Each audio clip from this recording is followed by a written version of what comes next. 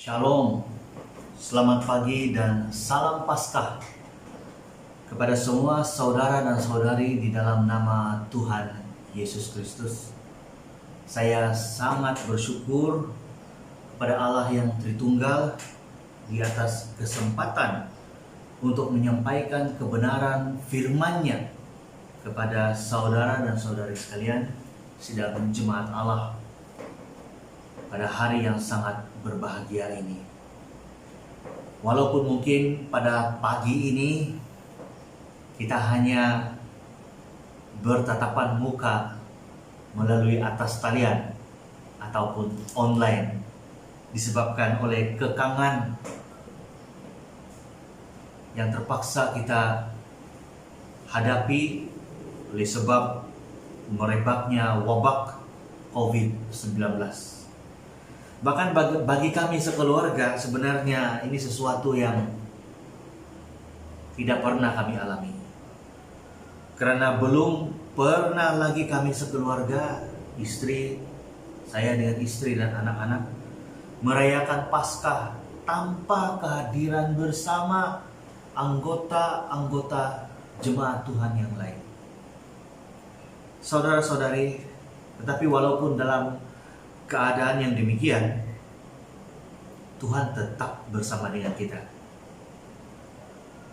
Saat kita bersama-sama dengan keluarga atau bahkan mungkin pada saat ini ada di antara saudara dan saudari yang sedang sendirian, jangan khawatir. Ketika kita membuka Alkitab kita yang adalah firman Allah, kita tidak sendirian. Allah sedang bersama-sama dengan kita semua.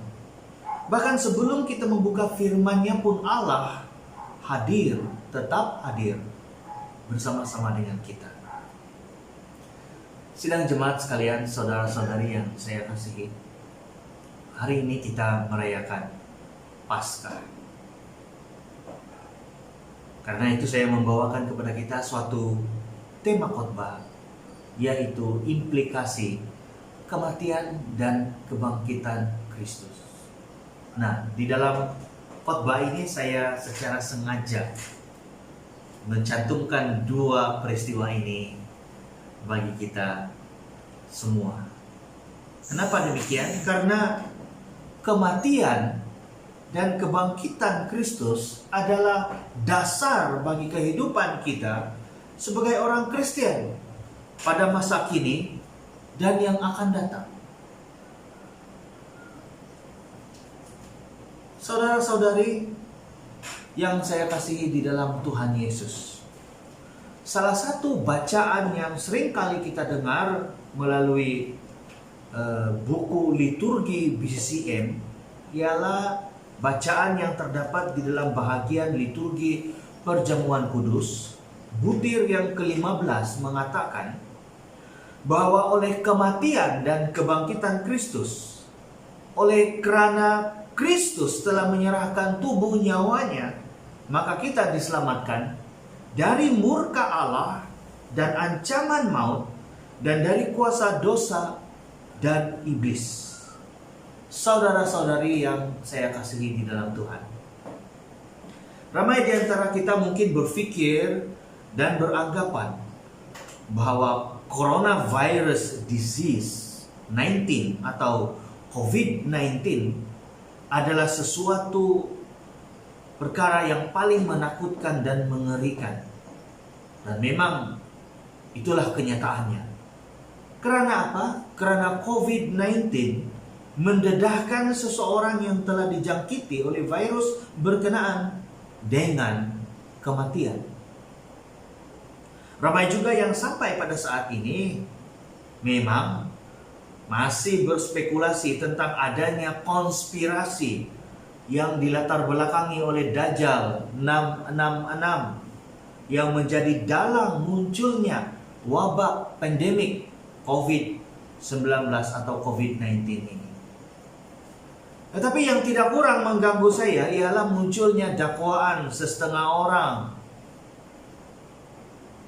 Dan ini malangnya kadang-kadang dari sebilangan orang Kristen yang mengatakan kalau seseorang itu terkena atau dijangkiti oleh COVID-19, kalau orang itu adalah orang Kristen, itu disebabkan karena adanya dosa besar yang mungkin sudah dilakukan oleh orang-orang tertentu, sehingga mereka terdedah dan dijangkiti oleh wabah ini. Saudara-saudari, spekulasi-spekulasi tersebut menghimpit kehidupan ramai orang. Secara jujurnya, tidak ada yang boleh memberikan sebab-sebab secara tepat kenapa pandemik ini hadir. Paling sedikit sampai pada saat ini, tidak ada orang yang telah memberikan bukti secara tepat dari mana sebenarnya wabah ini datang. Tapi dari segi teologi atau pengajaran Alkitab, kita diajarkan dan kita diberitahu bahwa semua ketidaksempurnaan yang kita alami di dalam dunia ini sebenarnya berasal daripada satu peristiwa, yakni kejatuhan manusia yang pertama di Taman Eden. Nah, itu terdapat di dalam Kejadian pasal yang ketiga. Manusia telah memberontak. Manusia telah meninggalkan fitrahnya. Manusia telah meninggalkan apa yang baik menurut Allah dan memutuskan memilih apa yang baik menurut dirinya sendiri.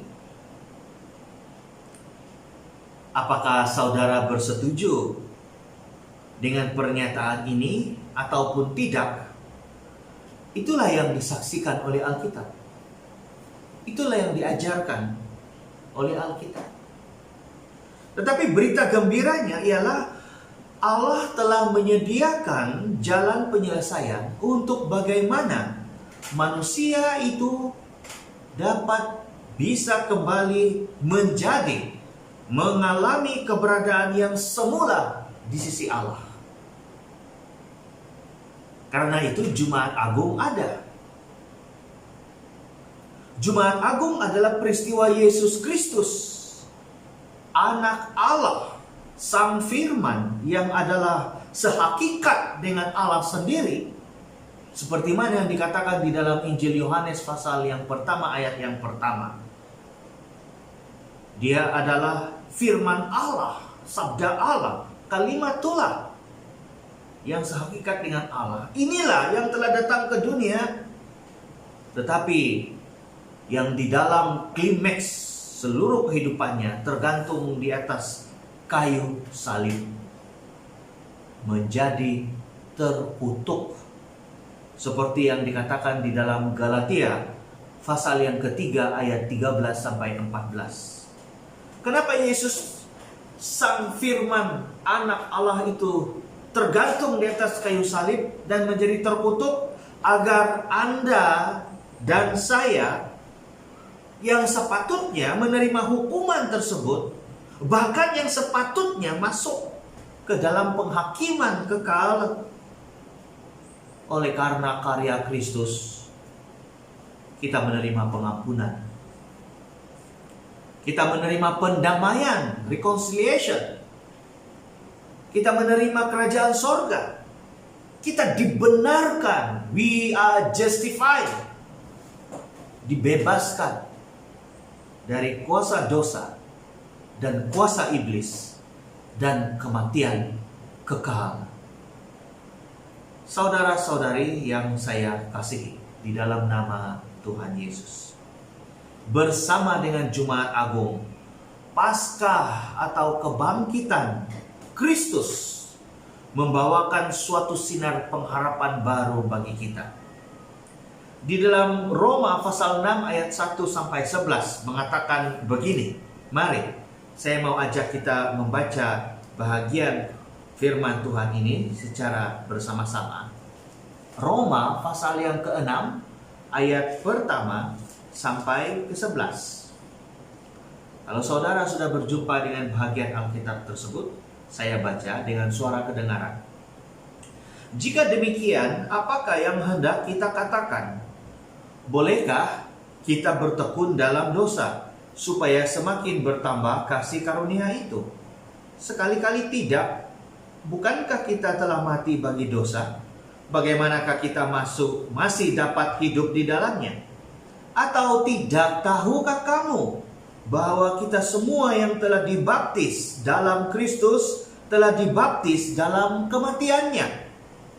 Dengan demikian kita telah dikuburkan bersama-sama dengan Dia oleh baptisan dalam kematian, supaya sama seperti Kristus telah dibangkitkan dari antara orang mati oleh kemuliaan Bapa, demikian juga kita akan hidup dalam hidup yang baru.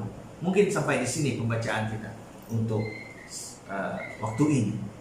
Saudara, oleh kebangkitan Kristus, semua perkara-perkara luar biasa yang diberikan oleh Allah kepada kita itu, seperti mana yang telah saya sebutkan sebentar tadi, pengampunan, pendamaian, kerajaan sorga, dibenarkan, dibebaskan dari kuasa dosa, kuasa iblis dan kematian kekal itu dikukuhkan, diteguhkan lewat kebangkitan Kristus.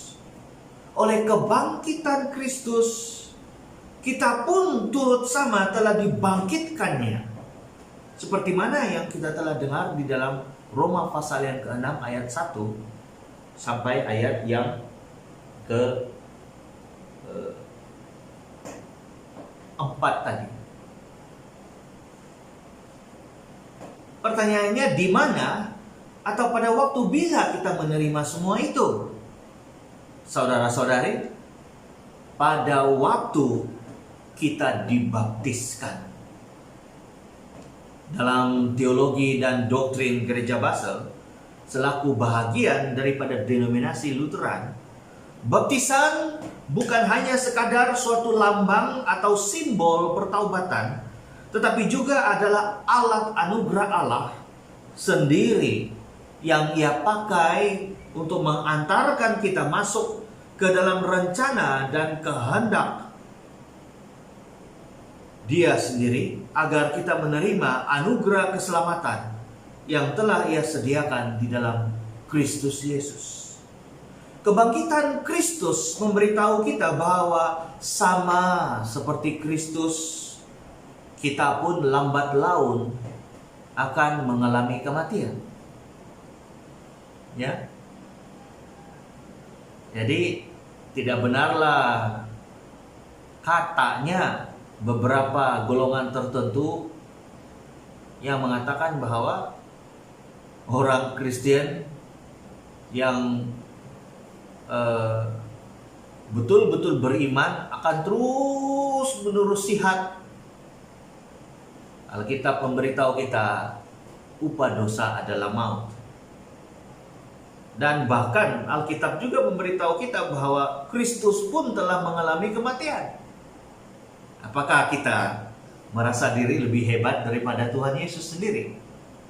Tetapi sama seperti Kristus pun, kita pun akan mengalami kebangkitan karena Kristus telah bangkit. Dan kuasa dari kebangkitan yang telah kita alami dan yang telah kita miliki di dalam Kristus Yesus itu sebenarnya pada waktu sekarang sedang terjadi di dalam kehidupan kita, sedang berlaku di dalam kehidupan kita. Tetapi janji dari Allah itu masih juga bersifat di hadapan, masih juga sedang menunggu masa penuntasannya, yaitu pada waktu kedatangan Kristus yang kedua kalinya. Karena itu, firman Tuhan di dalam Kolose pasal 3, 1-4 mengatakan, mari saya sekali lagi mengajak kita untuk melihat firman Tuhan. Karena baik sekali pada kesempatan-kesempatan yang jarang ada ini kita belajar firman Tuhan. Bagaimana kita boleh mengaitkan antara ayat-ayat tertentu di dalam Alkitab dengan suatu realitas iman kita sebagai orang Kristen. Kolose pasal 3 ayat 1 sampai 4 ya. Kolose pasal 3 ayat 1 sampai 4 berbunyi begini. Karena itu, kalau kamu dibangkitkan bersama dengan Kristus. Nah, dengar itu? Karena itu, kalau kamu dibangkitkan bersama dengan Kristus, atau lebih tepat sebenarnya terjemahan, karena itu, kalau kamu telah dibangkitkan bersama dengan Kristus, carilah perkara yang di atas, di mana Kristus ada, duduk di sebelah kanan Allah. Fikirkanlah perkara yang di atas, bukan yang di bumi. Sebab kamu telah mati dan hidupmu tersembunyi bersama dengan Kristus di dalam Allah. Apabila Kristus yang adalah hidup kita menyatakan diri kelak, kamu pun akan menyatakan diri bersama dengan Dia dalam kemuliaan. Saudara-saudari yang terkasih di dalam Tuhan, kebangkitan Kristus telah menjadi momen kemenangan bagi Kristus dan juga bagi pihak kita. Oleh kebangkitannya, Kristus telah menyempurnakan tugas, visi, dan misinya datang ke dunia ini. Ianya bahkan menjadi bukti dan jaminan kepada setiap kita yang telah percaya kepadanya, bahwa mengikut Dia dan percaya kepadanya adalah suatu panggilan yang teragung sekali.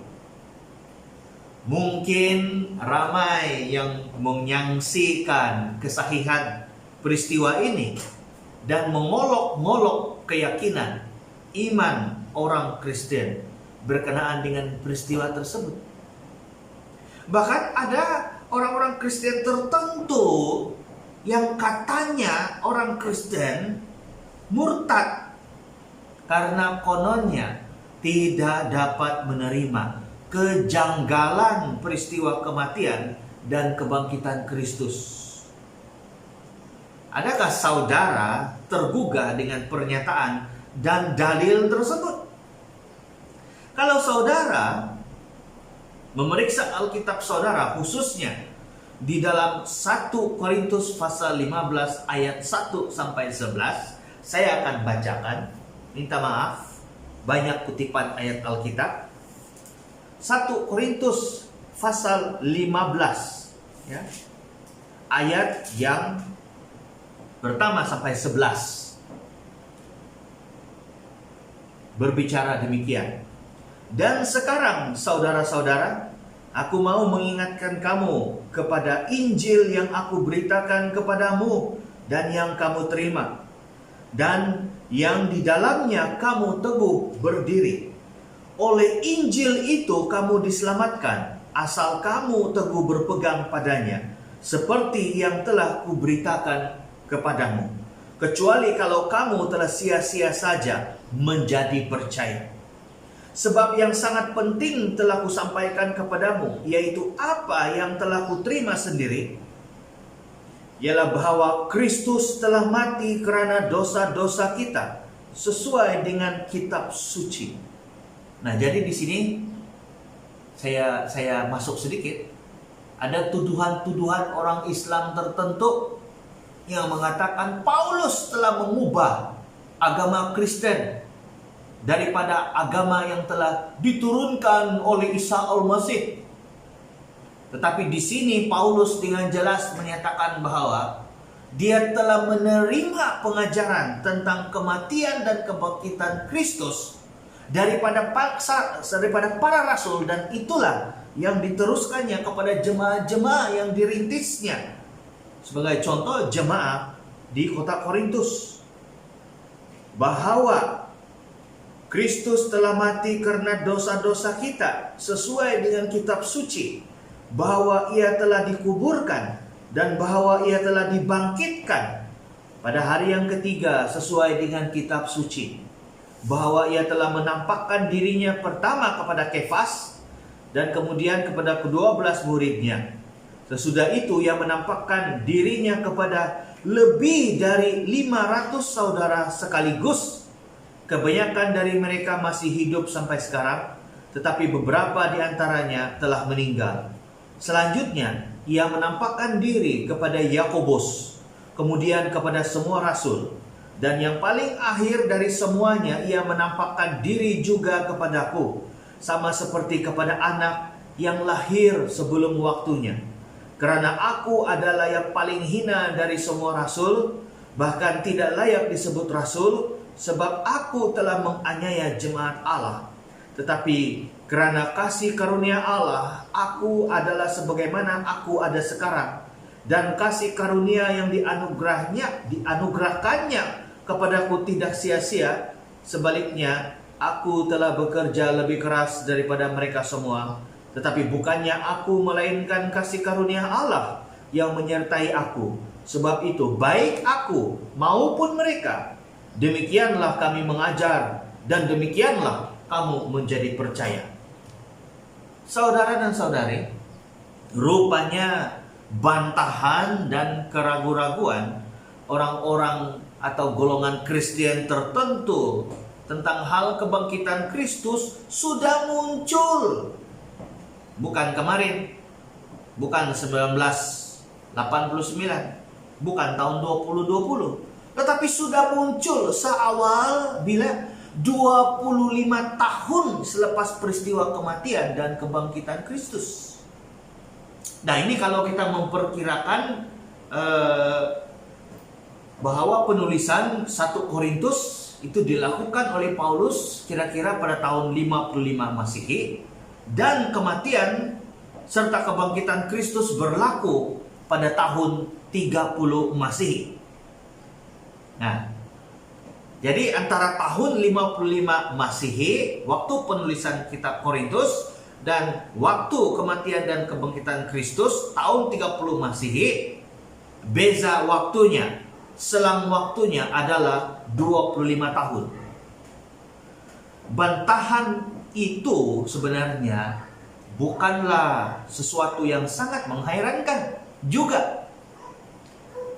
Disebabkan oleh karena latar belakang budaya masyarakat kota Korintus sendiri yang dialaskan pada pemikiran dan budaya Yunani yang dipengaruhi oleh falsafah mereka yang tidak percaya bahwa tubuh daging mempunyai tempat di dalam kekekalan. Mereka berpendapat bahwa rohlah, yang rohanilah yang akan mengalami keselamatan dan kekekalan, sedangkan tubuh akan hancur karena dianggap tidak penting. Tapi Paulus membantah ketidakpercayaan ini dengan mengemukakan fakta bahwa kebangkitan Kristus telah disaksikan oleh bukan 4 orang, bukan 12 orang, bukan 120, tetapi oleh lebih kurang 500 orang sekaligus. Dan terakhir, Paulus mengatakan Yesus Kristus yang telah bangkit itu juga menampakkan diri kepada Paulus. Dan Paulus sebelum menjadi seorang pengikut Kristus, seperti yang kita tahu, adalah seorang Farisi. Seorang yang terpelajar, dididik di dalam golongan Farisi, dan sangat radikal dalam kefarisiannya, sehingga sanggup menganiaya orang-orang Kristen. Karena mereka merasa bahwa orang-orang Kristen telah mengajarkan suatu jalan yang sesat. Mereka telah membelokkan fahaman Yudaisme yang asli. Jadi Paulus ketika masih seorang Farisi merasa bertanggung jawab untuk melenyapkan sama sekali, kalau boleh, kehadiran orang-orang Kristen yang dianggap mencemarkan agama Yahudi. Kita perlu tahu juga bahwa sesungguhnya kekristenan itu wujud oleh karena ada Yudaisme. Ya. Jadi jangan pernah malu untuk mengakui bahwa kekristenan itu memang sesungguhnya keluar daripada Yudaisme. Dan semua rasul-rasul Kristus adalah orang Yahudi. Dan Paulus di dalam suatu semangat kegairahannya sebagai seorang Farisi sanggup menganiaya orang Kristen. Tetapi oleh karena kasih karunia Allah, Paulus mengatakan dia telah menjadi seorang Kristen. Dan bayangkan ini saudara-saudari sekalian, Paulus tidak pernah menjadi kaya secara materi selama dia menjadi pengikut Yesus Kristus. Tidak pernah. Bahkan Paulus mengatakan kepada jemaat di Korintus, sesin pun dia tidak pernah ambil daripada kocek orang-orang Korintus untuk membiayai, untuk menopang kehidupannya sebagai seorang hamba Tuhan. Kenapa? Karena Paulus tidak mau dianggap sebagai orang yang mengambil kesempatan di dalam kesempitan kehidupannya terhadap jemaah-jemaah Tuhan di Korintus. Walaupun sebenarnya jemaah di Korintus adalah hasil perintisan atau hasil dari kerja keras penginjilan Paulus sendiri. Dia tidak pernah menjadi senang karena dia menjadi pengikut Kristus. Bahkan sama seperti semua murid utama Kristus yang lainnya kecuali Yudas, Rasul Paulus mati sebagai syahid, sebagai martir karena imannya kepada Yesus Kristus. Sidang jemaat, saudara-saudari yang saya kasihi, kenapa Paulus sanggup menggadaikan seluruh keberadaannya dan prestasinya hanya karena seorang pribadi yang bernama Yesus? Ini pertanyaan yang menggugah. Kenapa budu-budu? Kan? Karena Paulus telah melihat kebenaran kebangkitan Kristus. Walaupun Paulus tidak pernah menyaksikan peristiwa kematian Kristus dan hanya mendapatkan kesaksian dan pengajaran tersebut daripada murid-murid Kristus yang utama dan daripada para murid yang lainnya, tetapi kebangkitan Kristus adalah realitas yang tidak terbantahkan oleh Paulus sendiri, karena Kristus Yesus yang telah bangkit itu telah bertemu dengan dirinya sendiri waktu Paulus di suatu perjalanan menuju kota Damsyik. Saudara-saudari, Yesus berkata kepada Thomas di dalam Injil Yohanes pasal 20 ayat 29. Karena engkau telah melihat aku, maka engkau percaya. Berbahagialah mereka yang tidak melihat namun percaya. Dan saudara-saudari tahu, Rasul Thomas mati sebagai seorang syahid ketika ia pergi memberitakan Injil di satu tempat yang bernama Kerala di selatan India. Sampai pada hari ini gereja yang ditubuhkan oleh Rasul Thomas masih berdiri di wilayah Kerala di selatan India. Jadi saudara dan saudari, dengan itu membuktikan bahwa iman Kristen sudah berada di benua Asia ini sebelum ada negara British. Karena Rasul Thomas memberitakan Injil di India seawal abad yang pertama. Abad yang pertama, negara Jerman dengan negara Inggris belum wujud di peta bumi ini. Belum ada. Tapi berita Injil telah dibawa ke Asia, bahkan ke India sendiri oleh Rasul Thomas. Sama seperti Paulus, Thomas tidak merasa rugi karena mengikut Yesus Kristus, yang diakui olehnya bahkan oleh segenap gereja sebagai Tuhan dan Juru Selamat, karena Thomas telah melihat realitas Yesus yang telah bangkit. Karena itu, kebangkitan Kristus adalah sesuatu yang penting bagi kita sebagai umat Allah di dalam Kristus Yesus. Karena bagi iman Kristen, kita tidak mengalaskan sistem keagamaan kita atau pengharapan religius kita pada seuntaian undang-undang atau syariah, atau pada kesempurnaan diri dan praktik upacara keagamaan. Iman kita seluruhnya bersandarkan pada hakikat kematian dan kebangkitan Kristus. Kita diselamatkan 100% oleh karya kehidupan, ketaatan Kristus, termasuk taat sampai mati dan kebangkitannya. Jadi lingkaran kehidupan kita sebagai orang-orang Kristen itu selalu dan kekal harus berpaksi pada Yesus Kristus sahaja. Karena itu, saudara dan saudari sidang jemaat yang saya kasihi, hidup kita sekarang ini bukan lagi hidup yang berpaksi pada diri kita sendiri saja. Kalau Kristus yang adalah sehakikat dengan Bapa itu rela menjadi terkutuk karena saudara dan saya, bagaimanakah mungkin saudara dan saya dapat hidup dengan tidak mempedulikan Allah dalam kehidupan kita? Bagaimanakah mungkin kita hidup tanpa mempedulikan orang-orang yang mungkin saat ini sedang bergumul karena tidak cukup makanan, karena perintah kawalan pergerakan yang sedang kita jalani ini? Jika kita telah percaya kepada Tuhan Yesus Kristus, bagaimanakah mungkin kita dengan sangat gegabah menjadikan Yesus sebagai tukang lap, tukang pemakbul doa-doa hedonis kita? Bahkan mungkin lebih sering dalam kehidupan kita, kita cenderung menjadikan Tuhan sebagai tukang lap. Tukang lap kesalahan-kesalahan dan dosa kita akibat kebodohan kita sendiri.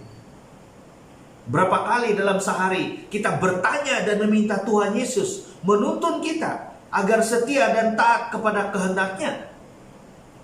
Berapa kali dalam sehari kita meminta dengan sungguh-sungguh agar kita jangan terjatuh ke dalam perbuatan-perbuatan yang mengaibkan nama Tuhan?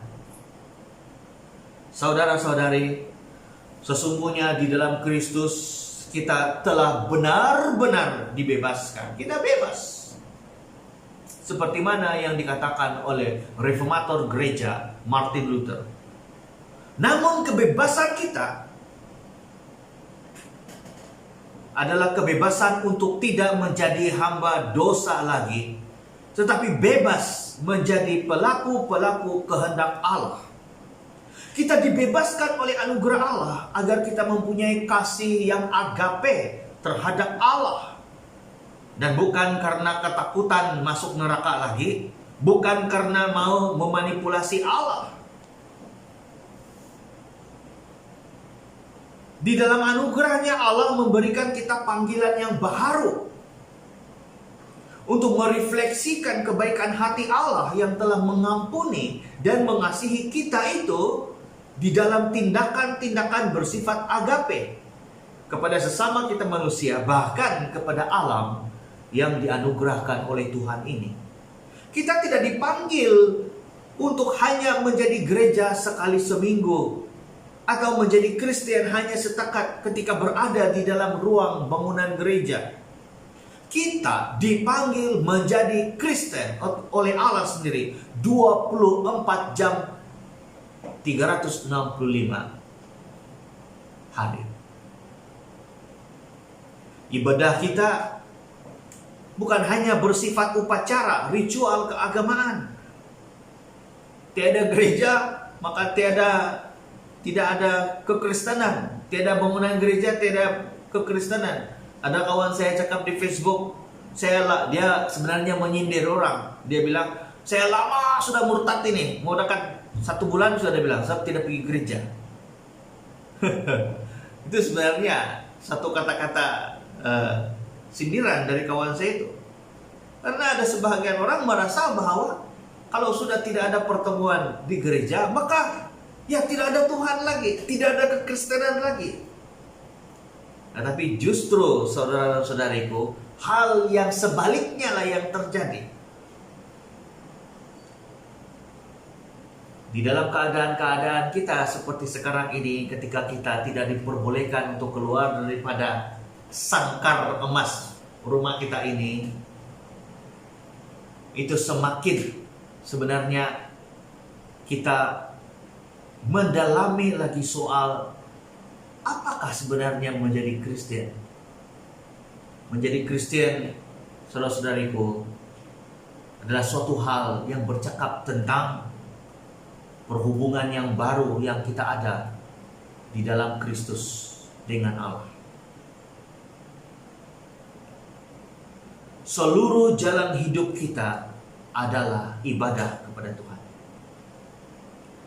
Seluruh kehidupan kita sebagai orang Kristen adalah kehidupan yang terus-menerus menjadi suatu persembahan yang berbau harum kepada Tuhan. Karena apa? Karena kematian dan kebangkitan Kristus bagi kita yang berdosa. Saudara-saudari, demi mengakhiri khotbah ini, saya suka mengajak saudara dan saudari membaca dan merenungkan bahagian Alkitab ini yang terdapat di dalam Kolose pasal yang ketiga. Sekali lagi kitab Kolose. Kolose pasal yang ketiga, ayat kelima sampai ayat yang ke-17. Ayat 5 sampai 17. Kolose 3 ayat 5 sampai 17. Demikian bunyi firman Tuhan. Karena itu, matikanlah dalam dirimu segala sesuatu yang duniawi, yaitu percabulan, kenajisan, hawa nafsu, nafsu jahat, dan juga keserakahan. Kamu tahu apa itu keserakahan? Tamaha, yang sama dengan penyembahan berhala. Semuanya itu mendatangkan murka Allah atas orang-orang durhaka. Dahulu kamu juga melakukan hal-hal itu ketika kamu hidup di dalamnya.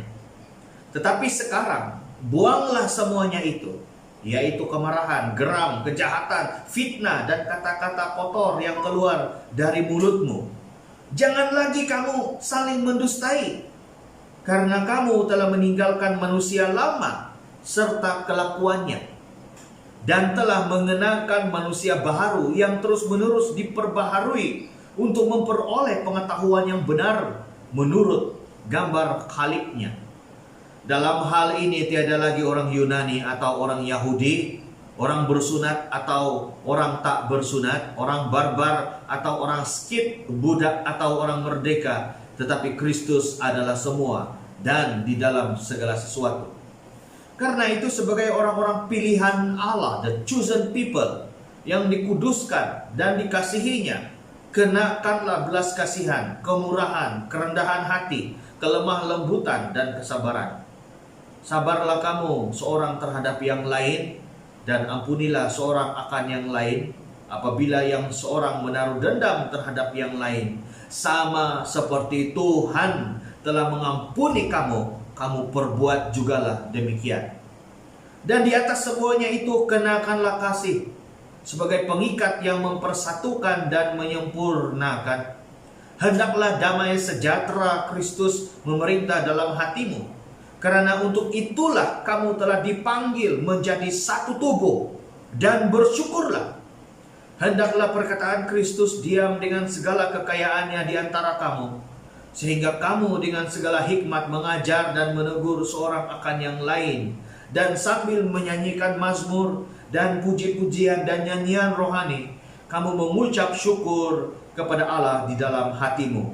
Dan segala sesuatu yang kamu lakukan dengan perkataan atau perbuatan, lakukanlah semuanya itu dalam nama Tuhan Yesus, sambil mengucap syukur oleh Dia kepada Allah Bapa kita. Sidang jemaat, saudara-saudari yang saya kasihi, marilah kita sebagai orang-orang Kristen yang percaya kepada Yesus Kristus, yang mengimaninya sebagai Tuhan dan Juru Selamat kita, yang sesungguhnya itu secara pribadi. Marilah kita melalui masa musim Paskah ini mengembalikan ucapan syukur kita kepada Tuhan yang telah mengerjakan suatu perkara yang sangat luar biasa bagi kita. Mungkin saat ini kita sedang menderita. Mungkin saat ini kita sedang berkekurangan. Tetapi saya mendesak dan juga menghimbau agar kita melihat bahwa kekurangan dan mungkin ketidakselesaan yang sedang kita alami sekarang ini, mungkinkah adalah suatu bahagian dari rencana Tuhan agar kita kembali berpaling kepadanya? Mungkinkah keadaan-keadaan yang sedang kita alami sekarang ini adalah suatu sapaan yang lembut dari Tuhan untuk mengajak kita memalingkan kembali seluruh keberadaan kita kepadanya.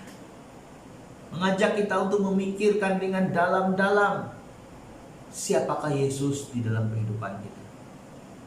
Kiranya Tuhan Yesus Kristus, Anak Allah yang telah bangkit itu, terus menguatkan dan meneguhkan iman kita bersama kepadanya. Demi nama Bapa, Putra, dan Roh Kudus. Amin.